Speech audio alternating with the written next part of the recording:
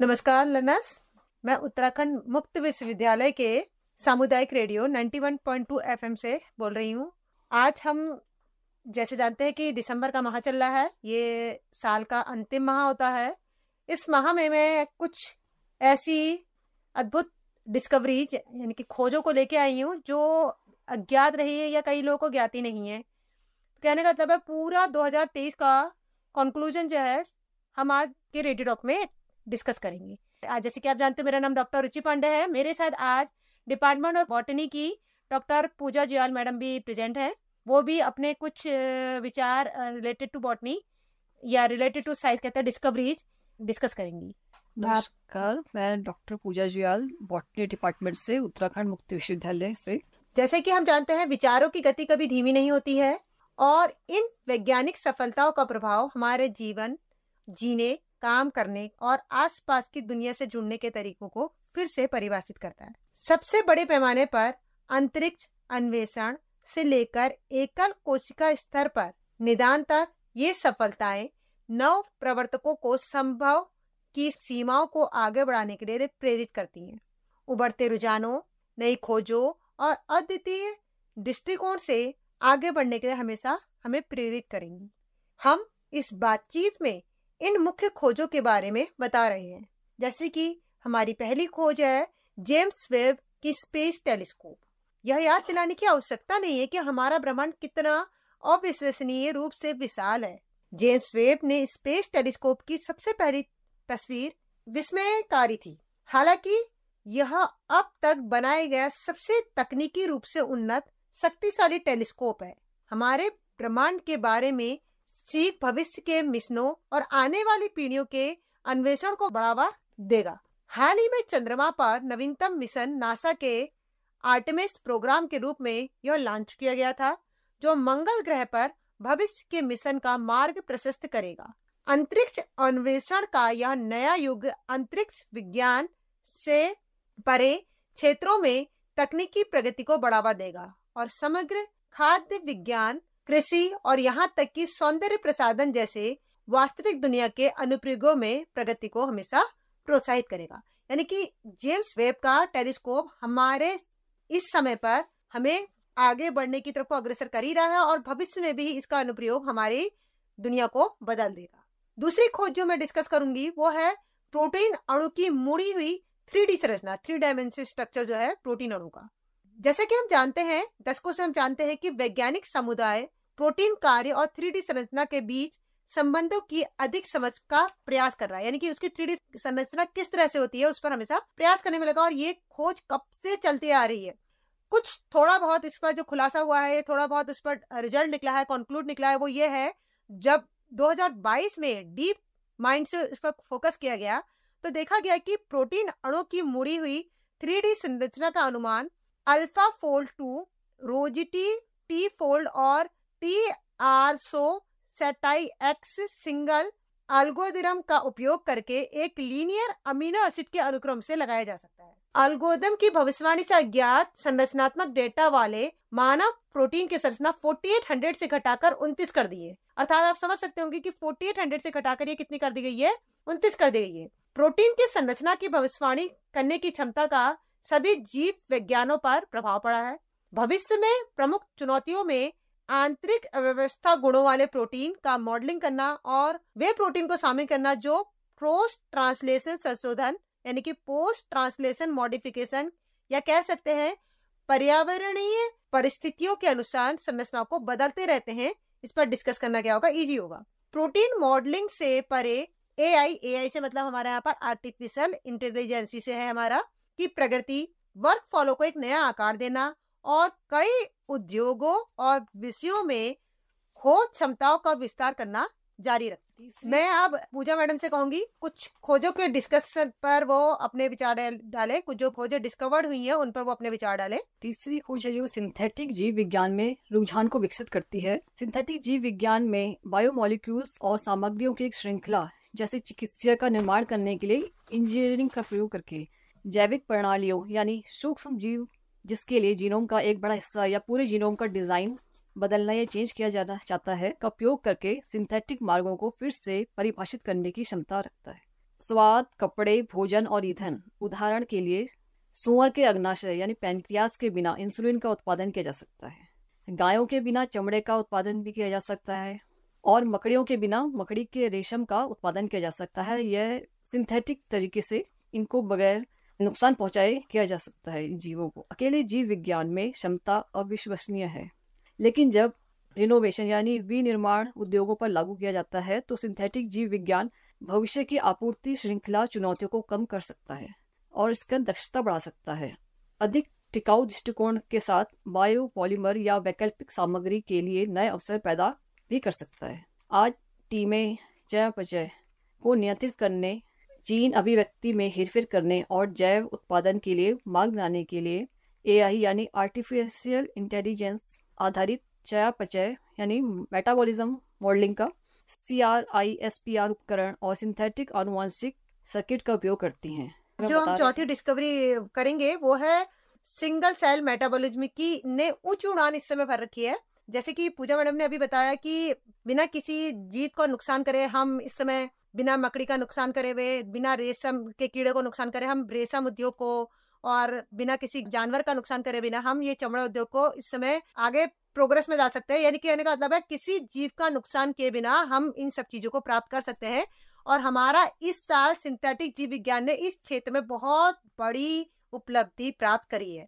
उसके अलावा जो हमारी एक जो हमने उपलब्धि देखी, हमने ये सब हमारी सिलेक्ट की गई उपलब्धियां, हो सकता है इसके अलावा भी कुछ उपलब्धियां हैं। वो है एकल कोशिका मेटाबॉलिमिक्स ऊंची उड़ान भरने के लिए तैयार है। इस समय कह सकते हो कि सिंगल सेल मेटाबॉलिज्म जो है इस समय बहुत ऊंची उड़ान भरने को बिल्कुल तैयार ही है। अगर इस पर और ज्यादा रिसर्च की जाए तो इस क्षेत्र में बहुत ज्यादा विकास हो सकता है। इसके बारे में थोड़ा सी बहुत जानकारी पूजा मैडम फिर से देंगी आपको। ये चौथी है जो एकल कोशिका मेटाबॉलिमिक्स है, जो कि इसमें क्या है कि आनुवंशिक अनुक्रमण यानी जीनोमिक सीक्वेंसिंग और मानचित्रण यानी मैपिंग में इसमें बहुत प्रगति हुई है। जीनोमिक्स हमें केवल यह बताता है कि एक कोशिका क्या करने में सक्षम है, यानी एक कोशिका यानी सेल क्या क्या कर सकता है। सेलुलर कार्यों की बेहतर समझ रखने के लिए प्रोटियोमिक और मेटाबॉलिक दृष्टिकोण आणविक प्रोफाइल और सेलुलर मांगों को प्रकट करने के लिए अलग अलग कोण प्रदान करते हैं। एकल कोशिका सिंगल सेल यानी सिंगल सेल चयापचय यानी सिंगल सेल मेटाबॉलिज्म एक जैविक प्रणाली के भीतर सिंगल सेल का एक स्नैपशॉट देता है। चुनौती यह है कि जो ये मेटाबॉलिज्म है ये तेजी से बदलते हैं और कोशिका कार्य को समझने के लिए एग्जाम्पल तैयार करते हैं। सामूहिक रूप से एकल कोशिका मेटाबॉलिमिक्स हाल में प्रगति की एक श्रृंखला प्रदर्शित करता है, जैसे कि इसमें ओपन सोर्स तकनीक, उन्नत एआई यानी आर्टिफिशियल इंटेलिजेंस का जो आजकल आर्टिफिशियल इंटेलिजेंस इस समय बहुत इसमें टॉप में चल रही है कि इस पर रिसर्च की जाए। एल्गोरिथम है यानी एग्जाम्पल्स तैयार करना या मास स्पेक्ट्रोमेट्री के रूपों में ये ही जो श्रृंखला है इन चीजों की, ये काफी प्रगति में है। अर्थात कह सकते हैं कि हमारे लिए बहुत इंपॉर्टेंट चीज है। पूजा मैम आप इसके बारे कुछ इंपॉर्टेंस बता सकती हैं? कुछ इंपॉर्टेंस जो है हमारे सिंगल सेल मेटाबॉलिज्म से हमें फायदा क्या होगा? ये शोधकर्ताओं को सेल टू सेल आधार पर मेटाबोलाइट आबादी निर्धारित करने की अनुमति देता है। जो ये रिसर्चर्स हैं इनके लिए हेल्प कर रहा है ये, जो निदान के लिए भारी क्षमता को अनलॉक करेगा। भविष्य में इससे किसी जीव में एक भी कैंसर कोशिका का पता लगाने की क्षमता प्राप्त हो जाएगी। ये तो बहुत ही अच्छी बात है कि इससे मतलब जैसे इस समय बहुत समस्याएं हैं, लोगों को कई बीमारियां हैं, कैंसर जैसी बड़ी बीमारी का इलाज तो हो जा रहा है, लेकिन यह है कि अगर पहले ही इसके बारे में पता चल जाए तो इन बीमारियों के बारे में पहले ही निदान किया जा सकता है ना। जैसे ये नई बायोमार्कर पहचान विधि यानी बायोमार्कर के रूप में पहनने योग्य चिकित्सा उपकरणों, आर्टिफिशियल इंटेलिजेंस और प्रौद्योगिकी की ये श्रृंखला मतलब जीवन में सुधार भी करेगी और इसके निदान भी निदान में मतलब डेटा एनालिसिस हम इससे कर सकते हैं और डेटा एनालिसिस करके हम आसानी से पहले ही हम पहचान सकते हैं बायोमार्कर, जैसे आपने कहा। तो बायोमार्कर विधि के द्वारा हम इससे पहले ही फाइंड आउट करेंगे कि कोई प्रॉब्लम तो नहीं है, किसी को आसानी से ज्ञात किया जा सकता है। पूजा मैम ने बहुत अच्छी जानकारी दी। इसके बाद मैं आपको जैसे एक नई डिस्कवरी एक और मैं जैसे लेकर मेटल मुक्त नाइट्राइड उत्प्रेरक, मतलब नए उत्प्रेरक की खोज भी बहुत साइंटिस्टों ने खोज करी है। मैं जैसे कह सकते कि हर साल अरबों लोग भोजन के लिए चल रहे उत्पादन के लिए उर्वरक पर निर्भर है। मतलब हमारा भोजन जो है, किसान लोग इतनी मेहनत करते हैं, वो किस पर निर्भर है? उर्वरक पर निर्भर है। और उर्वरक उत्पादन में कार्बन सबसे मेन रोल प्ले करता है। तो कार्बन पदचिह्न और खर्च को कम करने से उत्सर्जन पर कृषि के प्रभाव को नया आकार मिल सकता है। उर्वरक उत्पादन के लिए हैबर प्रोसेस, केमिस्ट्री लर्नर्स अगर इसमें होंगे या केमिस्ट्री के साइंस के लर्नर को सबको पता है कि हैबर प्रोसेस क्या होती है। हैबर प्रोसेस प्रक्रिया के द्वारा नाइट्रोजन और हाइड्रोजन को मिक्स करके अमोनिया प्रोड्यूस की जाती है। तो ऊर्जा आवश्यकता को कम करने के लिए टोक्यो के शोधकर्ताओं ने एक नोवल मेटल मुक्त नाइट्राइड उत्प्रेरक विकसित किया है। मतलब मेटल मुक्त आपका नाइट्राइड कैटलिस्ट उत्प्रेरक का मतलब क्या हुआ, कैटलिस्ट विकसित किया है, जिसमें लैंथियम नाइट्राइड समर्थक पर उत्प्रेरक में सक्रियण धातु, मतलब सक्रियण धातु एक्टिवेट मेटल होता है, एक्टिवेट मेटल होते हैं जो नमी की उपस्थिति में स्थिर होता है। चूंकि उत्प्रेरक में रुथेनियम नहीं होता है, यह अमोनिया उत्पादन के कार्बन पद चिन्ह को कम करने के लिए एक सस्ता विकल्प प्रस्तुत करा है, जो निकिल और कोबाल्ट जैसी सक्रिय धातु के साथ पारंपरिक धातु नाइट्राइड उत्प्रेरक के समान दरों पर अमोनिया का उत्पादन कर सकता है। तो कहने का मतलब है किसानों के लिए भी इस बार जो प्रमुख डिस्कवरी है वो हरित उर्वरक उत्पादन है, जो किसानों क्या इनडायरेक्टली हमारे लिए बेनिफिशियल है, क्योंकि किसान लोग तो केवल उत्पादन करते हैं और अगर वो उत्पादन ना करे तो हमारे देश में अन्न की कितनी समस्याएं पैदा हो जाएंगी। इसके बाद हम चिकित्सा में प्रगति हुई है उसके बारे में थोड़ा आपको बता देंगे। कोविड-19 टीकों में mRNA के प्रयोग में बहुत ध्यान आकर्षित किया था। इस दौरान RNA प्रौद्योगिकी की वास्तविक क्रांति अभी शुरू ही हो रही है। आपने देखा है जो हाल ही में एक नया मल्टीवैलेंट न्यूक्लियोसाइड इम्प्रूव्ड mRNA वैक्सीन, जो फ्लू वैक्सीन विकसित किया गया था। इस टीके में इन्फ्लुएंजा वायरस के 20 ज्ञात प्रकार यानी 20 नोन टाइप्स में से किसी एक के खिलाफ प्रतिरक्षा सुरक्षा प्रदान करने और भविष्य को इसके प्रकोप से बचाने की क्षमता है। मतलब मैसेंजर आरएनए हमारे लिए यहाँ पर 20 में से एक बहुत ज्यादा बेनिफिशियल हुआ। कई दुर्लभ आनुवांशिक बीमारियां, जेनेटिक जो डिसऑर्डर्स होते हैं, वो mRNA थेरेपी का अगला लक्ष्य है। इससे जो कवर अप करे जा सकेंगे, क्योंकि इनमें अक्सर एक महत्वपूर्ण प्रोटीन की कमी होती है। mRNA थेरेपी के माध्यम से एक स्वस्थ प्रोटीन को प्रतिस्थापित करके ठीक किया जा सकता है, यानी वहाँ पे उसको चेंज कर सकते हैं। हाँ, mRNA उपचारों के अलावा क्लिनिकल पाइपलाइन में कई प्रकार के कैंसर और रक्त और फेफड़ों के रोगों के लिए कई RNA चिकित्सा उम्मीदवार हैं, मतलब यानी कि उसके कारक हैं। RNA अत्यधिक लक्षित, बहुमुखी और आसानी से अनुकूलित है, जो इस विभिन्न प्रकार की बीमारियों पर लागू करता है। यानी कि mRNA के जो बारे में आपको बता रहे हैं, जो बताया गया था, वो मतलब मैसेंजर आरएनए हमारे लिए कहने का मतलब है 20 आनुवांशिक बीमारी को दूर करने के लिए बहुत ज्यादा सहायक है। यानी कि साइंटिस्ट इस पर अभी भी डिस्कवरीज करने में है, मतलब खोजी चल रही है, काम चल रहा है, क्योंकि कोविड-19 तो अभी गया ही है, लेकिन अभी तक ये पूरा क्लियर ही नहीं हुआ है कि वो हमारी वैक्सीन हमने जो लगाई वो हमारे लिए कितने फायदेमंद थी, कितना वो था हमारे फायदेमंद नहीं। में ये जो बहुत जो बीमारियां हैं खतरनाक, कैंसर और इस टाइप से, इसमें ये कारगर हो सकता है। ठीक, इसके बाद मैं आपको डिस्कस करूंगी तीव्र कंकाल परिवर्तन, मैं कह सकते हो एटॉमिक स्ट्रक्चर में जो चेंज है उस पर भी नई रिसर्च हुई है। वो क्या है कि सिंथेटिक रासायनिक विज्ञान के भीतर एटॉमिक स्ट्रक्चर यानी कि आणविक ढांचे में एक परमाणु को सुरक्षित रूप से बदलने या एटॉमिक फ्रेमवर्क से एकल परमाणु को सम्मिलित करने या घटाने की चुनौती हमारी हमेशा दुर्जय रही है। कहने का मतलब है किसी भी फ्रेमवर्क स्ट्रक्चर से किसी एक मॉलिक्यूल्स को बाहर निकालना और एंटर करना वो हमारे लिए हमेशा चुनौती ही रही है। जब एक्टिवेटेड मॉलिक्यूल्स के साथ अणुओं को क्रियाशील करने के लिए नई तकनीकी विकसित किए गए, तो कार्बनिक यौगिकों के कंकाल पर एकल परमाणु संशोधन करने से पहले तरीकों में एक शिकागो विश्वविद्यालय के मार्क लेविन के समूह द्वारा विकसित किया गया था।